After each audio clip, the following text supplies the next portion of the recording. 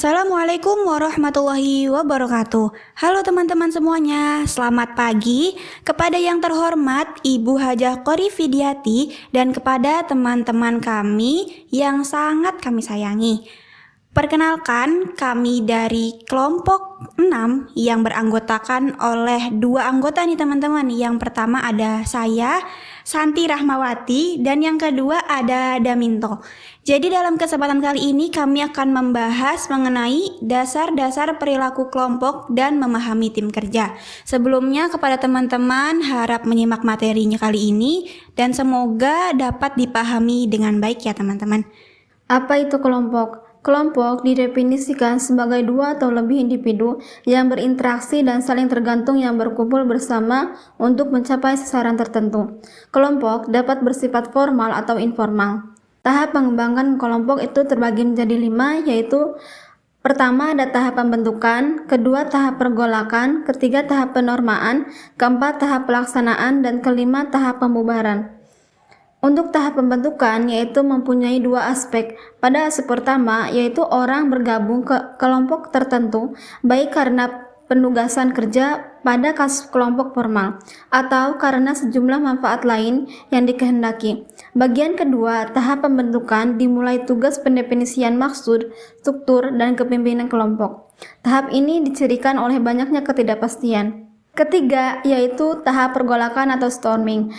Tahap konflik di dalam kelompok. Para anggota menerima keberadaan kelompok itu tetapi menolak pengendalian kelompok yang dipaksakan ke individu. Lebih lanjut ada konflik mengenai siapa yang akan mengendalikan kelompok itu. Jika tahap ini selesai, maka akan ada kepemimpinan pada kelompok itu dan adanya kesepakatan mengenai arah kelompok itu. Selanjutnya itu ada tahap penormaan atau norming.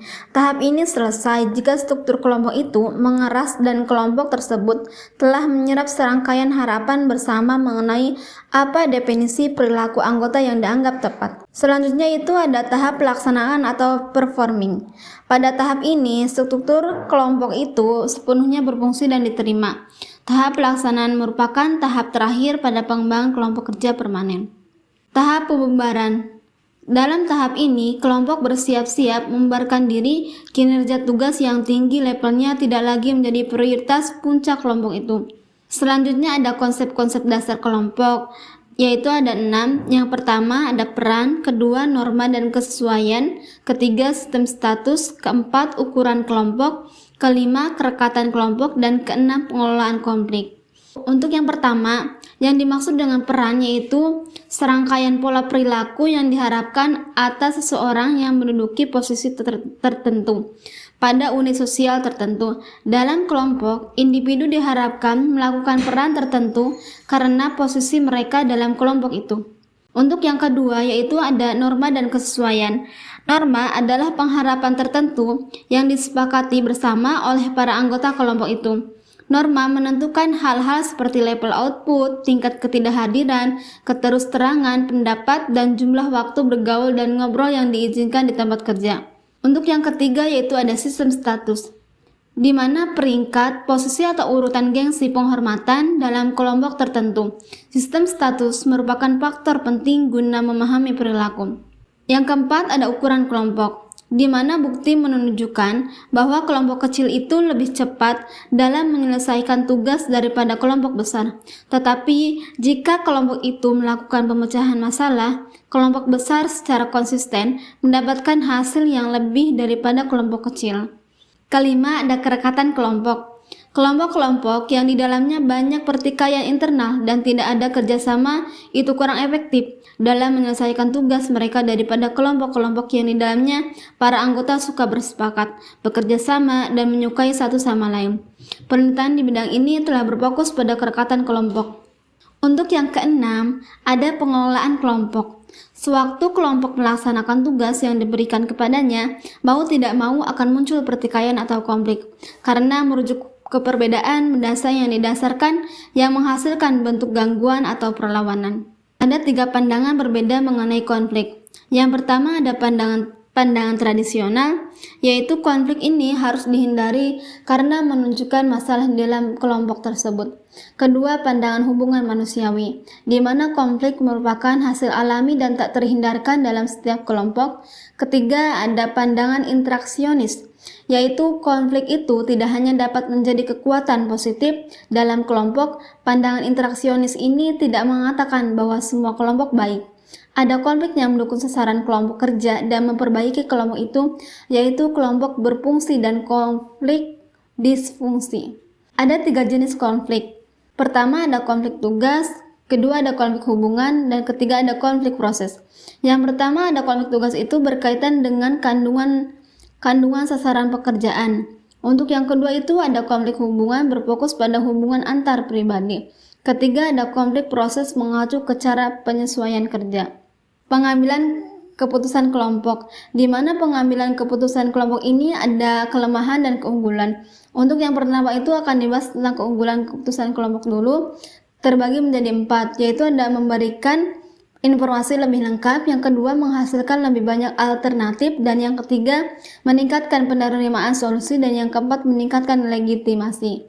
Untuk kelemahan itu sendiri ada 4, yaitu makan waktu, dominasi minoritas, ketiga tekanan untuk menyesuaikan, keempat tanggung jawab yang ambigu. Nah, untuk selanjutnya itu ada memahami perilaku kelompok kerja. Gimana untuk kondisi eksternal yang memaksa kelompok, kondisi eksternal itu mencakup strategi keseluruhan, struktur wewenang, peraturan formal, tersedia atau tidak tersedianya sumber daya organisasi, kriteria pemilihan karyawan, sistem imbalan dan evaluasi kinerja organisasi, budaya organisasi dan tata letak fisik umum yang kerja kelompok pada organisasi bersangkutan.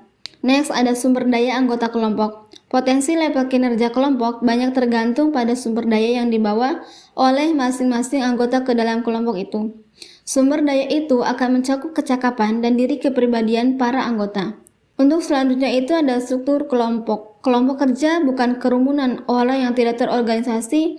Mereka mempunyai struktur yang membentuk perilaku para anggota dan memungkinkan untuk menjelaskan dan meramalkan sebagai besar perilaku individu dalam kelompok itu dan tugas kinerja kelompok itu sendiri. Proses kelompok. Komponen berikutnya dalam model perilaku kelompok kita menyangkut proses-proses yang terjadi di dalam kelompok. Kerja pola komunikasi yang digunakan oleh para anggota untuk bertukar informasi, proses keputusan kelompok, perilaku pemimpin, dinamika kekuasaan, interaksi konflik, dan sebagainya. Tugas kelompok. Kota terakhir dalam model ini mengutarakan bahwa dampak proses-proses kelompok pada kinerja kelompok dan kepuasan anggota tergantung pada tugas yang dilakukan oleh kelompok itu. Lebih tegasnya, kerumitan dan kesaling ketergantungan antar tugas mempengaruhi efektivitas kelompok itu. Mengubah kelompok menjadi tim yang efektif. Tim kerja yang sangat populer di organisasi, studi baru-baru ini oleh Center for the Study of Our Work Team, Pusat Studi Kerja Kelompok, menemukan bahwa 80% organisasi yang karyawannya lebih dari 1.000 orang melaporkan bahwa setengah dari karyawannya bergabung ke dalam paling satu tim, dan popularitas ini cenderung berlanjut. Apakah itu tim? Tim kerja adalah kelompok formal yang terdiri dari individu-individu yang saling tergantung dan bertanggung jawab atas tercapainya sasaran. Jenis tim. Yang pertama itu ada tim satu fungsi atau functional teams, terdiri atas seorang manajer dan bawahan-bawahannya dari satu bidang fungsi tertentu. Di dalam tim satu fungsi itu, masalah seperti wewenang, pengambilan keputusan, kepemimpinan, dan interaksi relatif sederhana dan jelas. Kedua yaitu ada tim yang dikelola sendiri, yakni kelompok formal pada karyawannya yang bekerja tanpa manajer dan bertanggung jawab atas proses satu bagian kerja lengkap.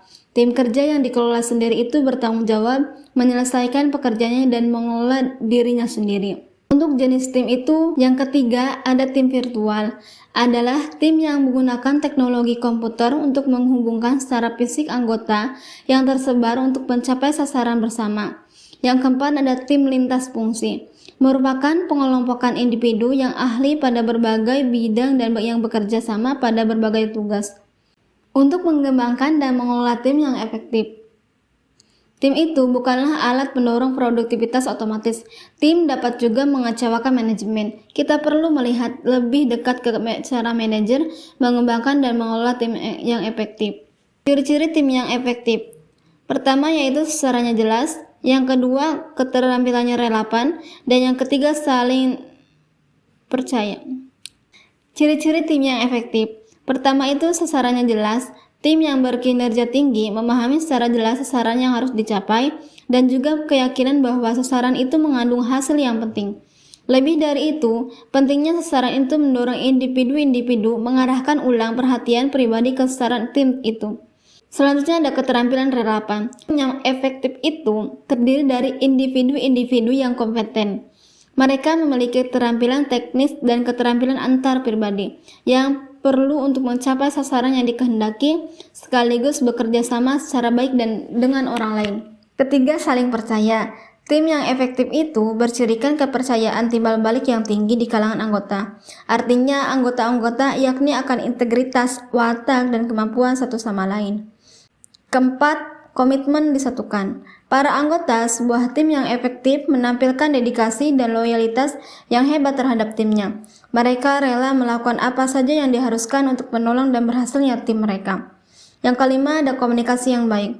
Tim yang efektif itu dicirikan oleh komunikasi yang baik.